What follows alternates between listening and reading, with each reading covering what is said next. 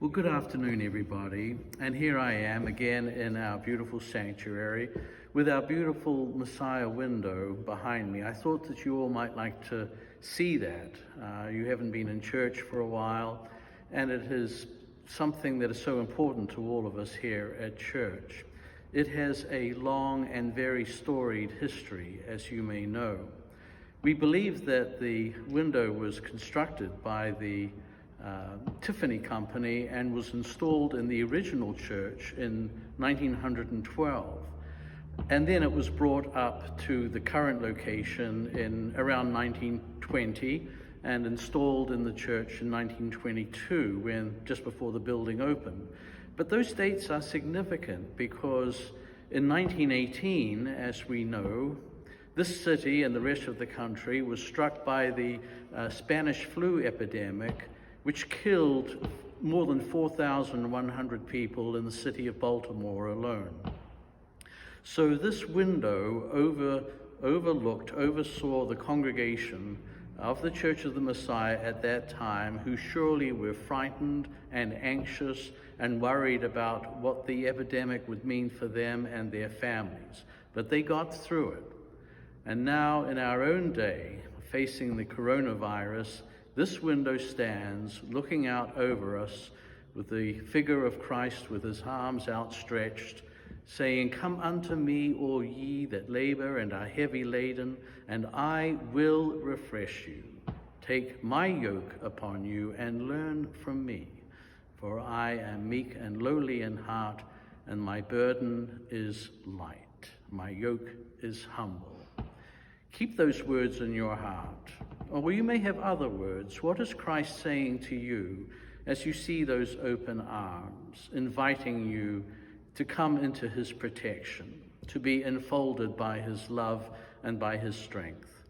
Perhaps they're saying to you, "Abide in me as I abide in you." Whatever they say to you, keep those words in your heart during this anxious and troubled time.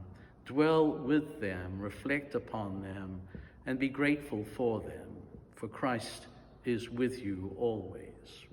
Just a couple of other words.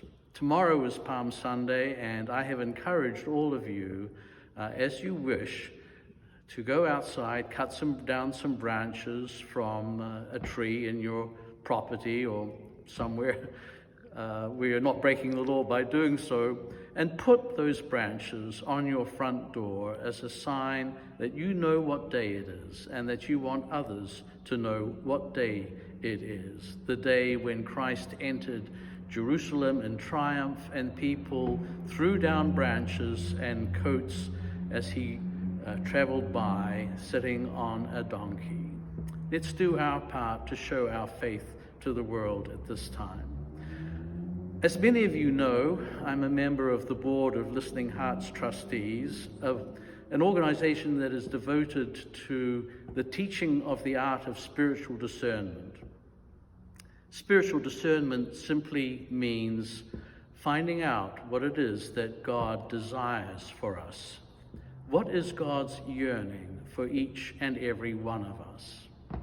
God yearns for us to be whole, not to be anxious, not to be worried, not to be afraid.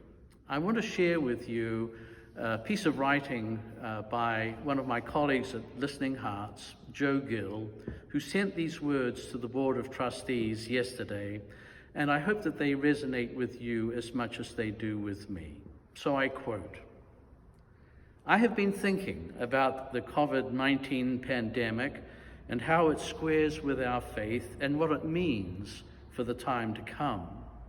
Over the past 2 millennia, there have been 20 pandemics, including the plague of Justinian in 541 to 542 that left 30 to 50 million people dead, the Black Death in 1347 to 1351, which killed about 200 million people, and of course the Spanish flu in 1918, 1919, that killed 40 to 50 million people." Joe continues, "Pain, suffering, and yes, even pandemics are part of the fabric of earthly existence, as are joy and peace. and love. Realizing this, I recall the second part of the full version of the Serenity Prayer.